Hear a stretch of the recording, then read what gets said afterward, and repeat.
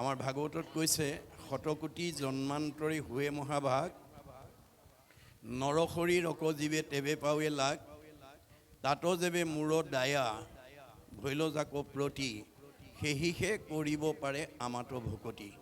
আপোনালোকৰ এইকেইখন গাঁৱৰ ওপৰত ভগৱানৰ কৃপা পৰিছে কাৰণে আপোনালোকে সমন্বয় ৰক্ষা কৰি এই অনুষ্ঠান অনুষ্ঠিত কৰি আহিছে আৰু এনেধৰণৰ পবিত্ৰ অনুষ্ঠানৰ জৰিয়তে আমাৰ সমাজ উঠি অহা প্ৰজন্মক আমি যাতে আধ্যাত্মিক আৰু নৈতিক আদৰ্শৰে আগুৱাই নি আমি প্ৰকৃত মানৱ সম্পদ গঢ়িব পাৰোঁ তাৰ এটা প্ৰয়াস আপোনালোকে কৰিছে। এই কথা ভবাৰ কাৰণেহে এইটো সম্ভৱ হৈছে। ভাবেন লভতে সৰ্বম, আমি ভাবিলে সকলো কাম আমি সম্ভৱ কৰিব পাৰোঁ বা সকলো কাম ভগৱানৰ পৰা আদায় কৰিব পাৰিম। ভাবেন দেৱ দৰ্শনম, ভাবিব পাৰিলে আমি দেৱতা দৰ্শন কৰিব পাৰিম। ভাবেন লভতে পৰম জ্ঞানম, ভাবিব পাৰিলে আমি পৰম জ্ঞানৰ অধিকাৰী হ'ব পাৰিম। তস্মাৎ ভাৱ অৱলম্বনম, আমি এটা ভাল কাম কৰিম বুলি ভাবিব লাগিব। গতিকে নাভাবিলে আমাৰ কেতিয়াও ভাৱনা পূৰণ ভগৱন্তই নকৰে। গতিকে আপোনালোকৰ সমূহ ৰাইজলৈ মোৰ আন্তৰিক শ্ৰদ্ধা জ্ঞাপন কৰিছোঁ।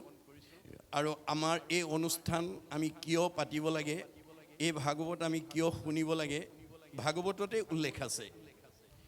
আকৌ শুনি বন্ধ্যা নাৰী পুত্ৰ হুৱে গুণৱন্ত, দুৰ্জনো সজন হুৱে দুখী ধনৱন্ত।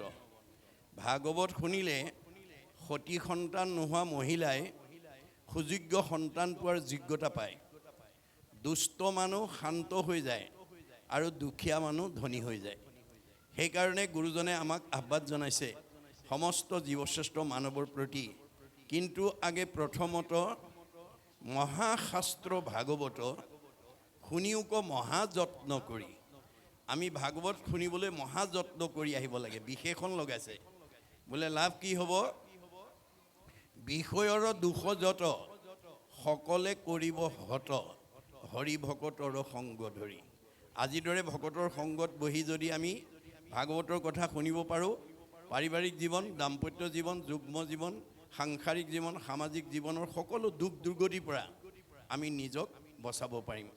সেইকাৰণে এই পবিত্ৰ ভাগৱত আজি আপোনালোকে এই বচাসয়ক সমন্বয় অনন্ত ক্ষেত্ৰত বহি শুনিছে। এই ভাগৱত পূৰ্বতে বৈকুণ্ঠত আছিল বুলি উল্লেখ কৰিছে। স্বাদত অমৃতময় পৰম আনন্দ ৰস পূৰ্বতে আছিলা বৈকুণ্ঠত। কৃষ্ণৰ কৃপাটো পাছে অৰ্ধেক বয়স গৈলে পাইলা ব্ৰহ্মা পদ্মকল্পত।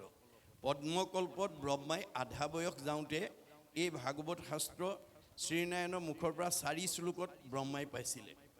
ব্ৰহ্মা দিলা নাৰদক ইটো ফলৰ ৰহস্যক, নাৰদে ব্যাসক আনি দিলা নগৈল তিলেক ভাগি ইডালে সিডালে লাগি শুক মুখে মাটিত নামিলা।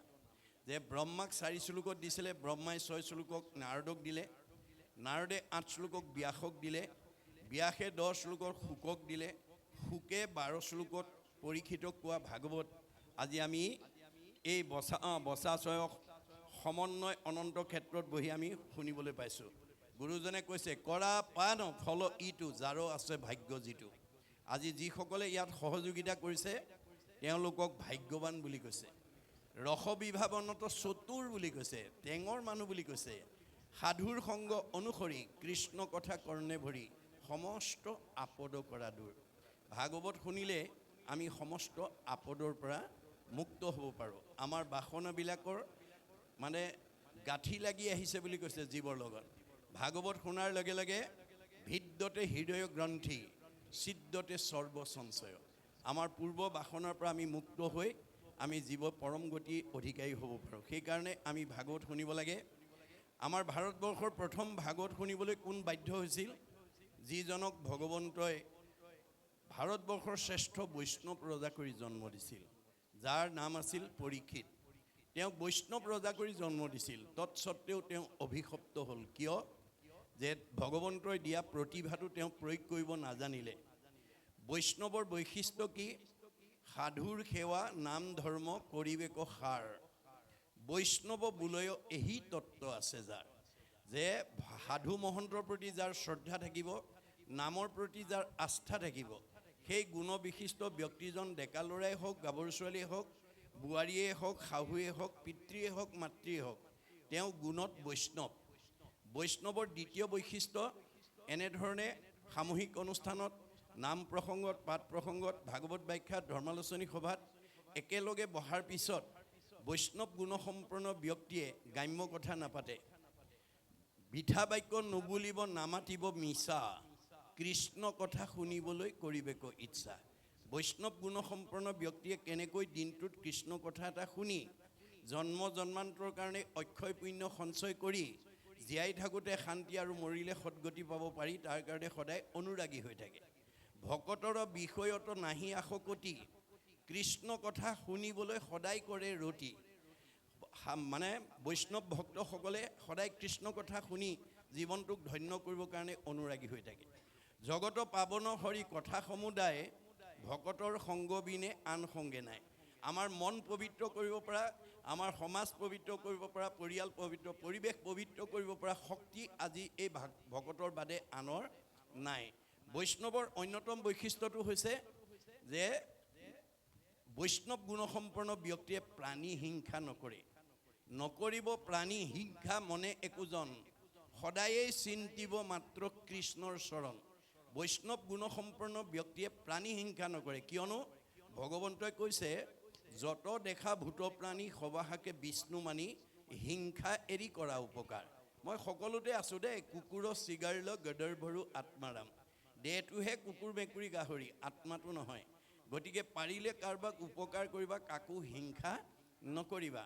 পৰীক্ষিতে সেইখিনিতে ভুল কৰিলে, প্ৰাণী হিংসা কৰিবৰ কাৰণে অৰ্থাৎ মৃগয়া কৰিবৰ কাৰণে ওলাই গ'ল। ওলাই যোৱাৰ লগে লগে তেওঁ ভাৱত পাপ সিদ্ধ হ'ল। পহুৰ পিছে পিছে দৌৰি দৌৰি পিয়াহত অণ্ঠকণ্ঠ শুকাই পানী বিচাৰি যেতিয়া সমীক ঋষিৰ আশ্ৰমত প্ৰৱেশ কৰিছিল, সমীক ঋষিয়ে তেতিয়া একান্ত মনে ঈশ্বৰক ধ্যান কৰি আছিল। কোন আহিছে কোন অহা নাই ক'ব নোৱাৰে। পৰীক্ষিতে সেই কথা বিবেচনা নকৰি পদমৰ্যাদাক প্ৰাধান্য দি, মই দেশৰ ৰজা, তুমি মোৰ প্ৰজা, তোমাৰ আশ্ৰমত আহিছোঁ, তুমি মোক মান্যতা দিয়া নাই, এইবুলি খঙত একোদাই হৈ ধনুৰ আগেৰে মৰাসাপ এটা আনি সমীক ঋষিৰ ডিঙিত মেৰিয়াই থৈ গুচি গ'ল। খবৰটো তেওঁ খেলি থকা পুত্ৰ শৃংগীমুনিয়ে লগৰীয়া মুখে গম পাই দৌৰি আহি দেখিলে, হয় পিতাকৰ ডিঙিত কোনোবাই মৰাসাপ আঁৰি থৈ গৈছে। তেওঁ খঙত একো নাই হৈ লগে লগে অভিশাপ দি দিলে, মোৰ পিতাদেউৰ ডিঙিত যোনে এনেকৈ সাপ আঁৰি থৈ গৈছে, এই তক্ষকেই তেওঁ 7 দিনত দংশন কৰি মাৰিব। খবৰটো লগৰীয়া মুখে পৰীক্ষিতৰ কৰ্ণগোচৰ হোৱাৰ লগে লগে পৰীক্ষিতে মৃত্যুৰ ভয়ত ত্ৰস্তমান হ'ল আৰু পুতেক জন্মেজয়ক মাতি আনি ক'লে, বোপাই মই কৰ্মদোষত অভিশপ্ত হ'লোঁ, মোক 7 দিনত তক্ষকে দংশন কৰিব, মোৰ মৃত্যু অনিবাৰ্য। এই সপ্তদ্বীপা পৃথিৱী পৰিচালনাৰ দায়িত্ব মই তোমাৰ ওপৰত অৰ্পণ কৰিলোঁ, আৰু মই কিবা প্ৰকাৰে তক্ষকৰ হাতৰ পৰা, কালৰ হাতৰ পৰা, মৃত্যুৰ হাতৰ পৰা নিজক বচাব পাৰোঁ নেকি উপায় বিচাৰি যাওঁ। এইবুলি তেওঁ ক'ত গ'ল, গংগাৰ পাৰত গৈ আশ্ৰয় ল'লে। এই কথাটোৱে আমাক কি কৈছে, পৰীক্ষিতে যদি মৃত্যুৰ হাতৰ পৰা, কালৰ হাতৰ পৰা, তক্ষকৰ হাতৰ পৰা নিজক বচাবৰ কাৰণে যদি গংগাৰ আশ্ৰয় ল'ব লাগে, আমি ল'ব লাগে নে নালাগে? আৰু আপোনালোকে এই 5 দিনে ল'বনে নাই, এই কথা আজি আমি সকলোৱে অনুভৱ কৰিব লাগে। কি গংগা? নামেই গংগা, নামে নাতাৰিলে জীৱ আৰু কোনে তাৰে, শ্ৰাদ্ধ কৰি কাক কোনে তাৰিবাক পাৰে, কাৰ শ্ৰাদ্ধ কোনে কৰে, শ্ৰাদ্ধ কোনে খায়, কেৱলে দ্বিজৰ মাত্ৰ জীৱিকাৰ উপায়, শ্ৰাদ্ধটো বিশ্বাস কৰি নাম যিটো এৰে, সিটোজনে আপোনাকো আত্মঘাত কৰে। এয়া বেদৰ বাণী। খবৰটো পোৱাৰ লগে লগে ৰাজ্যৰ দেৱঋষি, ৰাজঋষি, ব্ৰহ্মঋষি, ৰীতিযোগে প্ৰমুখ্য কৰি গণ্য মান্যসকল আহি পৰীক্ষিতৰ সন্মুখত সমবেত হ'ল। এই কথাটোৱে আমাক কি কৈছে, যে আপোনালোকৰ এই 13খন গাঁৱৰ মাজত মানে বিভিন্ন জাতি জনগোষ্ঠী, বিভিন্ন সম্প্ৰদায়, বিভিন্ন বংশ, বিভিন্ন পৰিয়ালৰ লোকে বসবাস কৰি থাকিব পাৰে। বংশৰ ভিন্নতা থাকিব পাৰে, জাতিৰ ভিন্নতা থাকিব পাৰে, পৰিয়ালৰ ভিন্নতা থাকিব পাৰে, ধৰ্মৰ ভিন্নতা থাকিব পাৰে, কিন্তু আত্মাৰ ভিন্নতা নাই। আত্মা দৃষ্টিত আমি সকলো ভগৱানৰ অংশ জীৱ, তোমাৰে সেই অংশ আমি যত জীৱ জাক। তোমাৰ মায়াই প্ৰভু বান্ধিলে আমাক, তোমাৰ মায়াই পাই আমাক আপোন পৰ ভেদভাৱ সৃষ্টি কৰিলে। আমি প্ৰত্যেকেই ভগৱন্তক দাবী কৰিব লাগে, দেও উপদেশ ভজু তোমাৰ চৰণে, কৰ্মৰ বন্ধন চিন্ধু শ্ৰৱণ কীৰ্তনে। আমি ভাগৱত শ্ৰৱণ কীৰ্তন কৰি তোমাৰ এই মায়াৰ বান্ধোনৰ পৰা যাতে আমি মুক্ত কৰিব পাৰোঁ, তাৰ কাৰণে আমি সকলোৱে ভগৱানক জনাব লাগে। পৰীক্ষিতে মৃত্যুৰ সময়ত সন্মুখত নিজক দেখাৰ লগে প্ৰেৰণা পালে, সাহস পালে। গতিকে আপোনালোকৰ ইটেখন গাঁৱৰ মাজত কাৰোবাৰ বিপদ আপদ এটা হ'লে মোৰ কোনো পৰিয়াল নহয়, বংশৰ নহয়, সমাজৰ নহয় বুলি যাতে আমি খবৰ এটা নোলোৱাকৈ থাকিব নালাগে। গতিকে ভগৱানে বেয়া পাব, কাৰণ ভগৱানে কাক ভাল পায়? আমাৰ বাইবেলত কৈছে গড লাভছ হিম হু লাভছ হিজ ক্ৰিয়েচাৰ। ভগৱানে তেওঁকেই ভাল পায় যিজনে তেওঁৰ সৃষ্টিৰ প্ৰাণীবিলাকক ভাল পায়। বংশ পৰিয়াল নহ'ব পাৰে, দেহৰ সম্বন্ধ নাথাকিব পাৰে, কিন্তু আত্মাৰ সম্বন্ধ আছে। খবৰ এটা লোৱাটো আমাৰ মানৱীয় ধৰ্ম। পৰীক্ষিতক খবৰ ল'বলৈ অহাৰ লগে লগে পৰীক্ষিতে সাহস পালে, প্ৰেৰণা পালে আৰু প্ৰশ্ন কৰিলে, কোৱা দেৱঋষি, কোৱা ৰাজঋষি, কোৱা ব্ৰহ্মঋষি, কোৱা ঋতিজ, কোৱা গণ্যমান্যসকল, মই কি কৰিলে তক্ষকৰ দংশনৰ পৰা, মৃত্যুৰ হাতৰ পৰা মই নিজক বচাব পাৰিম? ৰজাৰ প্ৰশ্ন শুনি প্ৰত্যেকে নিজা নিজা উত্তৰ দিবলৈ ধৰিলে। কোনোৱে ক'লে তপ কৰা, কোনোৱে ক'লে জপ কৰা, কোনোৱে ক'লে যজ্ঞ কৰা, কোনোৱে ক'লে দান কৰা, কোনোৱে ক'লে তীৰ্থ কৰা, কোনোৱে ক'লে স্নান কৰা। নানা ঋষিৰ নানা মত। নানা ঋষিৰ নানা মতে পৰীক্ষিতৰ মৃত্যুৰ ভয় আঁতৰ কৰিব নোৱাৰিলে। কিয়? এই কথা ভাগৱতৰ একাদশ স্কন্ধত গুৰুজনাই লিখি থৈ গৈছে। ভগৱন্তৰ সৃষ্টিৰ চাৰিমুঠি জীৱৰ ভিতৰত এনেধৰণে একেলগে বহি ঈশ্বৰত ভক্তি কৰি ধৰ্ম আচৰণ কৰি মুক্তি লাভ কৰিব পৰা শক্তি মানুহৰ বাদে আনৰ নাই।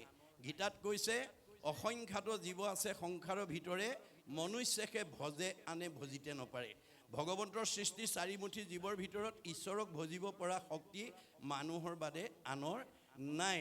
গতিকে আমি জীৱশ্ৰেষ্ঠ মানুহ হিচাপে যি জাতি জনগোষ্ঠীতে জন্মগ্ৰহণ নকৰোঁ কিম্বা পৃথিৱীৰ য'তেই জন্ম নগ্ৰহণ নকৰোঁ কিম্বা ঈশ্বৰক ভজিবই লাগিব। আমি কেনেকৈ ঈশ্বৰক ভজিলে এই মায়াময় সংসাৰৰ পৰা আমি নিজক উদ্ধাৰ কৰিব পাৰিম, মুক্তি ল'ব পাৰিম, সেই বিষয়ে ভগৱন্তই নিজৰ মুখেদি কৈ গৈছে। আন ধৰ্ম ঋষিৰ মুখে কৰাইলা বেকত, কহিলা আপোন মুখে নিজ ধৰ্ম যত। যে আন ধৰ্মবিলাক ঋষিবিলাকৰ মুখেদি ক'লে, সেইকাৰণে নানা ঋষিৰ নানা মতে পৰীক্ষিতৰ মৃত্যু ভয় আঁতৰ কৰিব নোৱাৰিলে। কিন্তু আমি জীৱশ্ৰেষ্ঠ মানুহ হিচাপে আমি কেনেকৈ ধৰ্ম আচৰণ কৰিলে মুক্তি পাম, সেই কথাটো ভগৱানৰ নিজৰ মুখেদি কৈছে। কহিলা আপোন মুখে নিজৰ ধৰ্ম যত। সেয়ে হৈছে ভাগৱত ধৰ্ম, সেয়ে হৈছে ভক্তি ধৰ্ম, সেয়ে হৈছে নাম ধৰ্ম। গতিকে অৱশেষত শুকদেৱে আহি যেতিয়া প্ৰথম স্কন্ধ ভাগৱতৰ পৰা দ্বাদশ স্কন্ধ ভাগৱতলৈ 7 দিন 7 ৰাতি নীৰৱ নিশ্চন্নভাৱে যেতিয়া পৰীক্ষিতক শ্ৰৱণ কৰালে, দ্বাদশ স্কন্ধ ভাগৱত শুনাৰ লগে লগে পৰীক্ষিতৰ ব্ৰহ্মজ্ঞান হৈ গ'ল। মই ইমান সময় মৰিম বুলি যিটো ভয় কৰি আছিলোঁ, তাৰ দেখোন মৃত্যুৱেই নাই। অৰ্থাৎ আমাৰ জীৱৰ মৃত্যু নাই। মৃত্যু কাৰ আছে? দেহৰেহে ধৰ্ম জনম মৰণ। আমাৰ দেহটোৰহে জন্ম মৃত্যু আছে। জীৱৰ কি আছে? সংস্কাৰ আৰু গতি। আমাৰ সংস্কাৰ কেনেকৈ হ'ব? আমি যদি আজিৰ দৰে জীৱন্ত অৱস্থাত প্ৰথম স্কন্ধৰ পৰা দ্বাদশ স্কন্ধ ভাগৱত শুনাৰ যদি সৌভাগ্য ল'ব পাৰোঁ, নিজে পঢ়াৰ যদি সৌভাগ্য ল'ব পাৰোঁ, আমাৰ জীৱ পৰীক্ষিতৰ দৰে গতি পাব। গতিকে আমাৰ গতিটো কেনেকুৱা? গীতাত কৈছে যেন জোকে তৃণ পাইলে এৰয় অপৰ, জীৱৰ দেহৰ জানা সেহি পতন্তৰ। আমাৰ দেহত থকা জীৱটো শ্ৰেণী জোকৰ লগত তুলনা কৰি দেখুৱাইছে ভাগৱতে।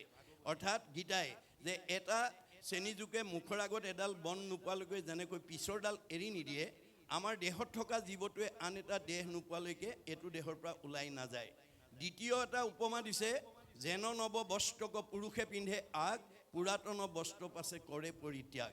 আপুনি ফটা চোলা এটা পিন্ধি আছিল, নতুন এটা কিনি অনাৰ লগে লগে পুৰণাটো পেলাই যেনেকৈ আমি নতুনটো পিন্ধোঁ, আমাৰ দেহত থকা জীৱটোৱে পুৰণা দেহটোৱে এৰি নতুন দেহলৈ যাব। এতিয়া আপোনাৰ দেহত থকা জীৱটো আপুনি ওপৰলৈ পঠাবনে তললৈ পঠাব? গতি দুটা, হয় ঊৰ্ধ্বগতি নহয় অধোগতি, হয় আপগ্ৰেড নহয় ডিগ্ৰেড। গতিকে আপোনাৰ দেহত থকা জীৱটো তললৈ পঠিওৱা ওপৰলৈ পঠিওৱা দায়িত্ব আপোনাৰ। সেইকাৰণে দাৰ্শনিক পণ্ডিতে কৈছে you are the curator of your own destiny. আমাৰ ভাগ্যখন আমি নিজেই গঢ়ি তুলিব লাগিব। আমাৰ পৰিয়ালটো আমি ভাল কৰিব লাগিব। আমাৰ সমাজখন আমি ভাল কৰিব লাগিব। মাধৱদেৱে কৈছে আপুনি আপোনাৰ শত্ৰু, আপুনি আপোনাৰ মিত্ৰ, আপুনি আপোনাৰ ৰাখে মাৰে, হৰিক নভজি নৰে আপুনি হৈ নষ্ট, হৰি ভজি আপোনাক কোটাৰে। আজিৰ দৰে যদি আমি ঈশ্বৰক ভজনাৰ পৰিৱেশৰ মাজেদি আমি উঠি অহা প্ৰজন্মক আমি আগুৱাই নিব পাৰোঁ, আমাৰ এইখন গাঁৱত জন্মগ্ৰহণ কৰা সকলো জীৱই পৰীক্ষিতৰ দৰে গতি পাব। এইটো অকল ধৰ্ম দৰ্শনেই নহয়, বিজ্ঞানেও স্বীকাৰ কৰিছে। আমাৰ পৃথিৱীৰ উপৰিভাগত যি বায়ুমণ্ডল আছে, তাক ঘনত্বৰ ওপৰত নিৰ্ভৰ কৰি বিজ্ঞানে প্ৰধানকৈ 3টা স্তৰত ভাগ কৰি দেখুৱাইছে: টপস্ফিয়াৰ, টেট্ৰস্ফিয়াৰ, আইনস্ফিয়াৰ। আইনস্ফিয়াৰক আটাইতকৈ ওপৰৰ স্তৰ বৈতৰণী বুলি কল্পনা কৰা হৈছে। ভাগৱত শুনা, ঈশ্বৰৰ কথা গোৱা, ঈশ্বৰৰ কথা শুনা জীৱ ইমান নিৰ্মল হৈ যাব, প্ৰয়াণৰ পিছত ৰকেটৰ দৰে 3টা লেয়াৰ ভেদ কৰি 14 ব্ৰহ্মাণ্ডৰ বাহিৰত মানে শুদ্ধ জীৱ ভকতৰ কাৰণে নিৰ্মাণ কৰা বৈকুণ্ঠত অৱস্থান কৰিব আৰু ঘূৰি আহিব নালাগে। ভাগৱত শুনিবলৈ কিয় আহিব লাগে? জন্ম ৰহিত হ'বৰ কাৰণে। ভাগৱত নুশুনা জীৱ যিমান ধনৱন্ত বিদ্যাৱন্ত শ্ৰীমন্ত সম্পদশালী নহওক কিম্বা এই তিনিটা লেয়াৰৰ ভিতৰতে ঘূৰি থাকিব লাগিব। পুনৰপি জনমম পুনৰপি মৰণম।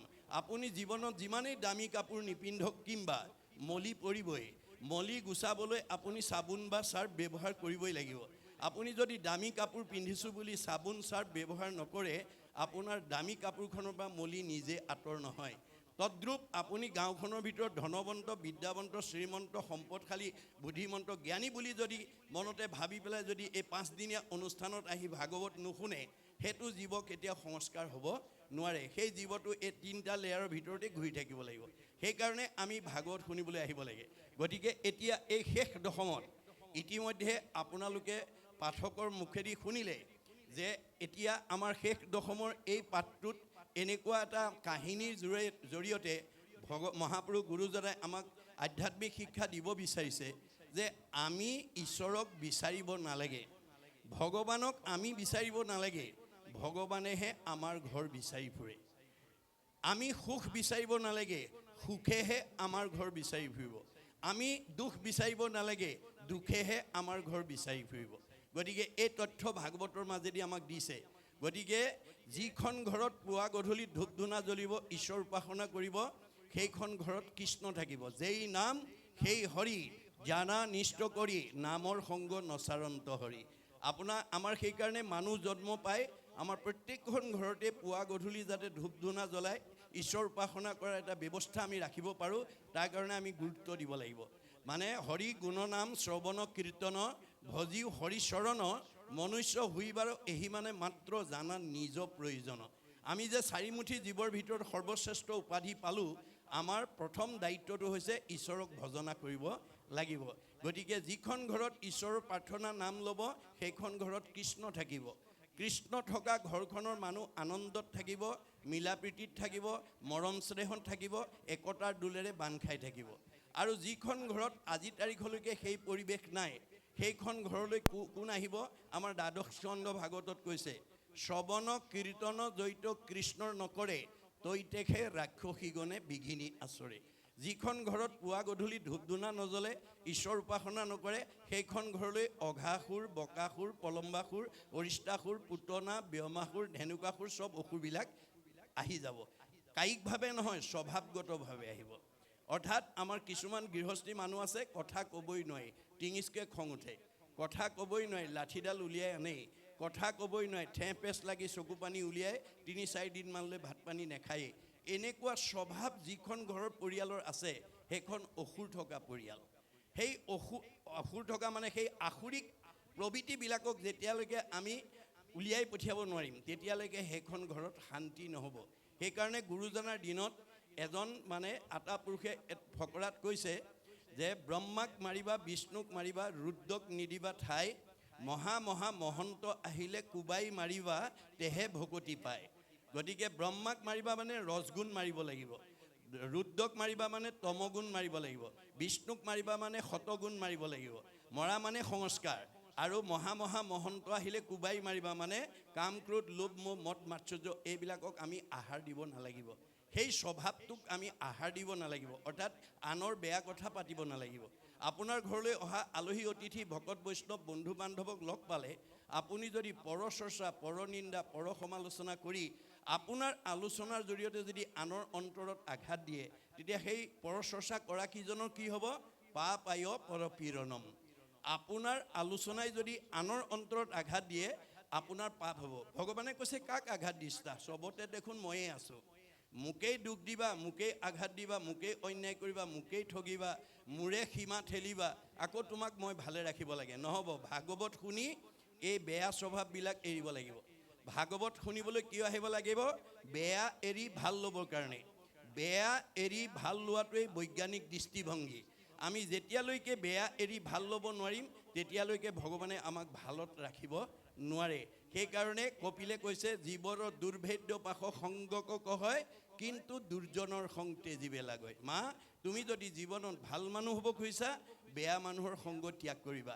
সেহি সংগ নিতে যদি কৰে সাধুত আজি আপোনালোক গুণত সাধু হৈ আছে সাধু কাক কয় মূৰ শুনিৰ মল কথা কহন্ত শুনন্ত যি মোৰ কথা কয় বা কাণ পাতি শুনে মত মন দিয়া হবে তাপ এৰাৱন্ত যি মোৰ কথাত মনোযোগ দি মোৰ সৃষ্ট তিনিটা তাপৰ পৰা নিজক উদ্ধাৰ কৰিব পাৰে তাকে সে বুলিয় মানে সাধু জানিবা নিশ্চয় তাৰ সংগত তুমি পাৰ্থিবা সদায় গতিকে আজিৰ দৰে আমাৰ ঈশ্বৰৰ কথা কোৱা আৰু শুনা মানুহ আমি 24 ঘণ্টাৰ ভিতৰত এক ক্ষণ 4 মিনিট সময় হ'লেও আমি লগ পাবৰ কাৰণে মাধৱদেৱৰ দৰে প্ৰাৰ্থনা কৰিব লাগে কৃপাৰ সাগৰ দয়কী নন্দন পুৰীও মনৰ কাম ভকতৰ সংগ সদা নুগুচুক মুখে তোৱা গুণমান মাধৱদেৱে ভগৱানৰ পৰা ধন টকা পইচা বিচৰা নাই সাধুৰ সংগ ভকতৰ সংগ বিচাৰিছে ভকতৰ সংগত ঈশ্বৰ কৃষ্ণৰ নাম শুনিলে অক্ষয় পুণ্য হ'ব এই পুণ্যই আমাক জীয়াই থাকোঁতে সুখ ভোগ দিব উন্নতি কৰিব আৰু মৃত্যুত পৰম গতি দিব গতিকে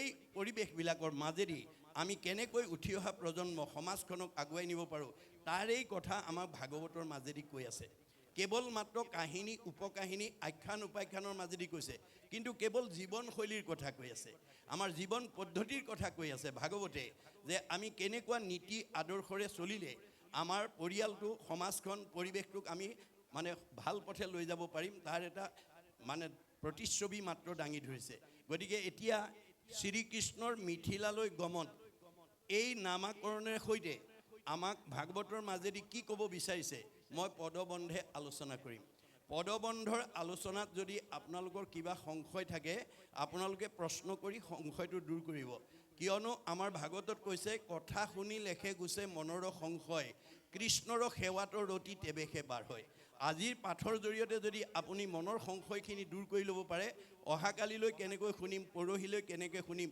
এই অনুৰাগটো আপোনাৰ বাঢ়ি যাব এই অনুৰাগেই হ'ব আপোনাৰ জীৱনৰ এটা পৰম সম্পদ পৰম অনুৰক্তি ঈশ্বৰেই ভক্তি গতিকে ঈশ্বৰৰ কথা শুনিবৰ কাৰণে জানিবৰ কাৰণে বুজিবৰ কাৰণে আমি যদি নিজৰ মনত এটা আগ্ৰহ সৃষ্টি কৰিব পাৰোঁ সেয়ে আমাক জীৱনত পৰম গতি প্ৰদান কৰিব এতিয়া মানে শুকদেৱে পৰীক্ষিতক কোৱাৰ চলেৰে মাত্ৰ 7টা দিন আছে পৰীক্ষিতৰ মানে মৃত্যুৰ ক্ষণ গণি আছে 7টা দিন আছে 7টা দিন থকা পৰীক্ষিতৰ আগত শুকদেৱে এই শেষ দশমৰ এই কাহিনীটোৰ মাজেদি আমাক কি ক'ব বিচাৰিছে ইয়াৰ পৰা আমি জানিবলগীয়া বুজিবলগীয়া শিকিবলগীয়া আমাৰ উঠি অহা প্ৰজন্মক আমি জনাবলগীয়া বুজাবলগীয়া শিকাবলগীয়া কি দিশ অন্তৰ্নিহিত হৈ আছে এই তাৰ ওপৰত মই আলোচনা কৰিম গতিকে পৰীক্ষিতৰ যদি 7 দিন আছে পৰীক্ষিতক মাত্ৰ বেছ কৰি লৈছে আধাৰ কৰি লৈছে আমাকে কৈ আছে আজি কি বাৰ বুধবাৰ গতিকে অহা মঙলবাৰলৈকে আজি বুধবাৰৰ পৰা অহা মঙলবাৰলৈকে এই 7 দিনৰ ভিতৰতে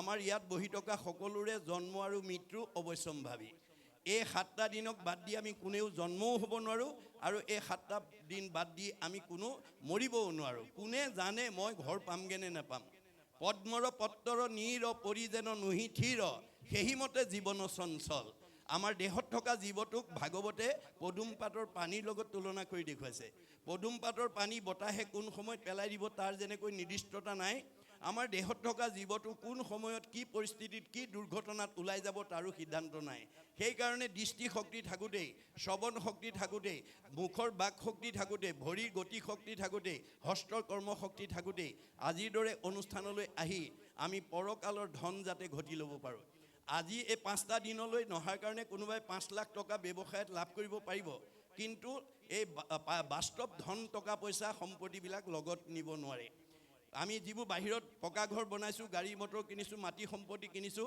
সেইবোৰ আমি যাওঁতে লগত নিব নোৱাৰোঁ যত মানে সকলোবিলাক এইবোৰ যত দেখা ধন শৰীৰৰ সৰ্জন মৰিলে লগে নাযায় এইবিলাক আমাৰ লগত নিব নোৱাৰে গতিকে গুৰুজনে কৈছে লগত নিব নোৱাৰা ধনকে ঘটি নাথাকিবা লগত নিব পৰা ধনো তাৰ মাজতেই ঘটিবলৈ যত্নপৰ হ'বা পৰকালৰ ধন মাধৱৰ নাম তাক লোৱা গলে বান্ধি ঐতো এতিক্ষণে এৰা আল জাল পাছে মৰিবা হাকান্দি আপুনি 5টা দিনৰ পুণ্য অৰ্জনৰ সুবিধা পায়ো যদি বিভিন্ন কাৰণ দেখুৱাই নাহে আপোনাৰ বা মোৰ জীৱটো পৰকালত গৈ কান্দিবগৈ লাগিব কাৰণ জীৱৰ মৃত্যু নাই জীৱৰ গতি আছে আৰু ই 3টা কৰ্মফলত ঘূৰি থাকে প্ৰাৰব্ধ আৰব্ধ অনাৰব্ধ আপোনালোকৰ এই 13খন গাঁৱত যিবিলাক গৃহস্থী বাস কৰি আছে পূৰ্ব জন্মৰ পৰা যি বেছি পুণ্য লৈ আহিছে সি চবতকৈ ওপৰত থাকিব মধ্যম পুণ্য লৈ অহাজন মধ্যমত থাকিব কম পুণ্য লৈ অহাজন কমত থাকিব।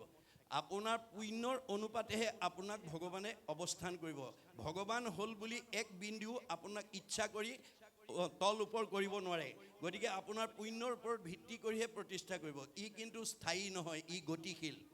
বহুত দুখীয়া মানুহ ধনী হৈ যাব যদি আজিৰ দৰে অনুষ্ঠানলৈ আহি পৰকালৰ ধন সঞ্চয় কৰিব পাৰে। আৰু বহুত ধনী মানুহ দুখীয়া হৈ যাব যদি ভোগ কৰিবলৈ পায় ঈশ্বৰলৈ পিঠি দিয়ে। সেইকাৰণে মাধৱদেৱে কৈছে, ঐশ্বৰ্য ভোগৰ মদে মত্ত হৈয়া যিটোজন পৰাংমুখ ভৈল যিটোজন যেন জীৰ্ণ গায়ী আতি দুৰ্ঘুৰ সংসাৰ মহা পংকে পৰি হৈ অমগন। আমি পাৰ্থিৱ ধন ঐশ্বৰ্য পূৰ্বজন্মৰ পুণ্যৰ ফলত ভোগ কৰিবলৈ পায় যদি এই জন্মত আমি ভগৱন্তৰ ভাললৈ পিঠি দিওঁ, ভগৱন্তৰ কথাৰ প্ৰতি গুৰুত্ব নিদিওঁ, তেতিয়া আমাৰ অৱস্থাৰ চকৰিটো ঘূৰাবলৈ বেছি সময় নালাগে। চক্ৰবৎ পৰিৱৰ্তনতে দুখানিছ সুখানিছ। আমাৰ জীৱনৰ সুখ দুখবিলাক ভগৱানে ঘূৰাই থাকি আনন্দ কৰি থাকে। এইটোৱে ভগৱন্তৰ বিনোদ বিলাস আনন্দ। এইটোকে মায়া বুলি কৈছে। মাধৱৰ মায়াৰ কমনে পাবে অন্ত, ঐশ্বৰ্য দৰিদ্ৰ হোৱে দুখী ধনৱন্ত। স্বৰ্গীয় নৰকে নৰকীয় স্বৰ্গে যায়, সৰ্বকালে সুখ দুখ একো স্থানে নাই। সংসাৰৰ সুখ দুখ জানা সবে মায়া, তিলেকতে অন্তৰে মেঘৰ যেন ছায়া। আকাশত থকা ডাৱৰ বতাহে কেনেকৈ কোন সময়ত উৰাই কলৈ লৈ যাব তাৰ যেনেকৈ নিৰ্দিষ্টতা নাই, আপোনাৰ জীৱনৰ সুখ দুখ কেনেকৈ প্ৰভু ভগৱন্তই কৰ্ম দুখত অঁতৰাই নিব তাৰো সিদ্ধান্ত নাই। গতিকে আমি ভাগৱত শুনি 5 জনৰ ভিতৰত যদি গুণগতভাৱে এজন হ'ব পাৰোঁ, তেতিয়াহ'লে মানুহেতো হিংসা কৰি নোৱাৰে, স্বয়ং ভগৱানেও আমাৰ পদচ্যুত কৰিব নোৱাৰে। সন্ত মহন্ত ভক্ত বৈষ্ণৱ সাধু আমি গুণগতভাৱে এই 5 জনৰ ভিতৰত যদি এজন হ'ব পাৰোঁ, মানুহেতো হিংসা কৰি নোৱাৰে, স্বয়ং ভগৱানেও আপোনাক পদচ্যুত কৰিব নোৱাৰে। যাৰ উদাহৰণ প্ৰহ্লাদে দেখুৱাই থৈ গৈছে। প্ৰহ্লাদৰ পিতৃ হিৰণ্যকশিপুক নৃসিংহ অৱতাৰত যেতিয়া বধ কৰিছিল, নৃসিংহৰ খং মাৰ যোৱা নাছিল। দেৱতাসকল তেওঁৰ ওচৰত চাপিবলৈ সাহস কৰা নাছিল। প্ৰহ্লাদক ক'লে, যোৱা তুমি তুতি কৰা। তেতিয়া গৈ তেওঁ তুতি কৰিলে, প্ৰভু মোৰ পিতাদেৱে তোমাৰ ওচৰত বহুত অপৰাধ কৰিলে, মোৰ মুখলৈ চাই পিতাদেৱক তুমি গতি দিব লাগে। তেতিয়া নৃসিংহই হাঁহি পেলাই কৈছিল, হেৰৌ প্ৰহ্লাদ, তই হেন বৈষ্ণৱ পুত্ৰ ভৈলি যাৰ 21 পুৰুষ তই কৰিলি উদ্ধাৰ। তোৰ দৰে বৈষ্ণৱ পুত্ৰই দেউতাৰ কথা বাদ দে, অতীতাহ পুৰুষা সপ্ত ভৱিষ্যস্য চতুৰ্দশ নৰ তাৰ সৈতে সৰ্বান কলো কৃষ্ণ ইতি কীৰ্তনাত। গতিকে কৃষ্ণ সংস্কৃতি অৱলম্বন কৰা পুত্ৰই অতীতৰ 7 পুৰুষ, ভৱিষ্যতৰ 14 পুৰুষ, 14 7 21 পুৰুষ উদ্ধাৰ কৰিলে। দেউতা তাৰ মাজতে গ'ল, দেউতাৰ কাৰণে চিন্তা কৰিব নালাগে। তেনেহ'লে মোক তোমাৰ ওচৰলৈ লৈ যোৱা, নোৱাৰোঁ আনিব, কাৰণ তোমাৰ পুণ্য জমা হৈ আছে। গতিকে তুমি ৰজা হ'বই লাগিব। ৰজা হৈ ভোগভুঞ্জি পুণ্য কৰা ক্ষয়। মনত ৰাখিব কথাটো। গতিকে পুণ্যই আমাক ভোগ দিয়ে, পাপে দুখ দিয়ে। এই কথা ভাগৱতে আমাক কৈ আছে। আগন্তুক 26 চনৰ ইলেকশ্যন আহি আছে। ইয়াত আপোনালোকৰ সমষ্টিৰ পৰা কেইবাজনো 10-12 জনে হয়তো প্ৰতিদ্বন্দ্বিতা কৰিব, বিভিন্ন দল সংগঠনৰ পৰা। আমাৰ ভাগৱতৰ মতে আমি কোনো তাৰ কাৰণে আমি মানে সমালোচনা কৰিব নালাগিব, বৰঞ্চ আমাৰ এই সমষ্টিৰ মানুহে আনন্দ কৰিব লাগিব, গৌৰৱবোধ কৰিব লাগিব। কি বুলি? যে আমাৰ সমষ্টিটোক আগুৱাই নিবৰ কাৰণে MLA প্ৰতিদ্বন্দ্বিতা কৰা যোগ্য ব্যক্তি 10 জন আছে। কিন্তু কেইজন জিকিব? এজন জিকিব। কোন জিকিব? আমাৰ 14 স্কন্ধ ভাগৱতত কৈছে কোন জিকিব। অৰ্থাৎ আপোনাৰ 26 চনত MLA প্ৰতিদ্বন্দ্বিতা কৰিম বুলি যিসকল প্ৰতিদ্বন্দ্বীয়ে বহু আগৰ পৰাই এই সমষ্টিৰ তৃণমূল এটা আত্মা, পৰিয়াল, সমাজ, অনুষ্ঠান, দল, সংগঠনৰ উপকাৰ কামত আত্মনিয়োগ কৰি আছে। এই 10 জনৰ ভিতৰত যাৰ পুণ্য নম্বৰটো বেছি হ'ব, তেওঁ বাই হুক অৰ বাই ক্ৰুক, তেওঁকেই ভগৱানে জিকাব। আমাৰ মতে এখেত জিকিব লাগিছিলে, কিন্তু ফলাফলত এখেত জিকিলে। ভগৱন্তই কৈছে তুমি চৰ্ম চকুৰে চাইহে কৈছা এওঁ জিকিব লাগে বুলি। মইতো 14 জন সাক্ষী 2 জন কেৰেণীৰ তথ্য ভিত্তিত এওঁক জিকাইছোঁ। 14 ভুৱনে লোক আছে যত মানে, সবাহাৰে ন্যায় নীতি দেখে বিদ্যমানে, চিত্ৰগুপ্ত নামে 2 লিখক নিৰ্ভয়, সবাহাৰে পাপ পুণ্য তেৰেজ কৰয়, গুপুত পাপক গুপ্ত লিখকে লিখয়, দেখা মানে পাপচিত্ৰ লিখন্ত নিশ্চয়, 14 জন সাক্ষীত আৰু থাকয় লগত, ভান্দিবে নোৱাৰে পাপ পুণ্য আছে যত। আপুনি ৰাতিপুৱা শুই উঠাৰ পৰা গধূলা খোৱালৈকে, জন্মৰ পৰা মৃত্যুলৈকে যিবোৰ কৰ্ম কৰিব তাৰ ভাল বেয়া পাপ পুণ্যবিলাক চিত্ৰগুপ্তই লিখি যাব। চিত্ৰই দেখা পাপ লিখিব, গুপ্তই নেদেখা পাপ লিখিব। আৰু আমাৰ লগত 14জন দেৱতা সাক্ষী ৰূপে ৰাখিছে। চকুৰ লগত সূৰ্য দেৱতা, কাণৰ লগত দগদিকপাল, নাকৰ লগত অশ্বিনী কুমাৰ, মুখৰ লগত অগ্নি দেৱতা, জিভাৰ লগত বৰুণ দেৱতা, ছালৰ লগত বায়ু দেৱতা, হাতৰ লগত ইন্দ্ৰ দেৱতা, ভৰিৰ লগত বিষ্ণু দেৱতা। ভৰিত বিষ্ণু থাকে কাৰণে আমি ভৰিত সেৱা কৰোঁ। গুহ্যৰ লগত মিত্ৰ দেৱতা, লিংগৰ লগত প্ৰজাপতি, বুদ্ধিৰ লগত ব্ৰহ্মা, চিত্ৰৰ লগত বাসুদেৱ, মনৰ লগত চন্দ্ৰ, অহংকাৰৰ লগত ৰুদ্ৰ। এই 14জনৰ সাক্ষীৰ তথ্য ভিত্তিতহে আমাৰ মানে জয় পৰাজয় হ'ব। আমি বাহিৰৰ পৰা দেখিছোঁ, আমাৰ সেইকাৰণে দাৰ্শনিক পণ্ডিতে কৈছে things are not what they seem. আপুনি বাহিৰৰ পৰা দেখা বস্তুটো আচল বস্তু নহয়। বাহিৰে ৰং চং, ভিতৰি কোৱা ভাতুৰি। আপুনি বাহিৰৰ পৰা দেখা মানুহজন ঠিকে আছে, ভিতৰত তেওঁ বহুত বেয়া স্বভাৱো থাকিব পাৰে। সেইখিনি আমাক 14জন সাক্ষী 2জন কেৰেণীয়ে নিৰ্ণয় কৰি ভগৱন্তক তথ্য প্ৰদান কৰিব। এই তথ্য ভাগৱতে দি আছে।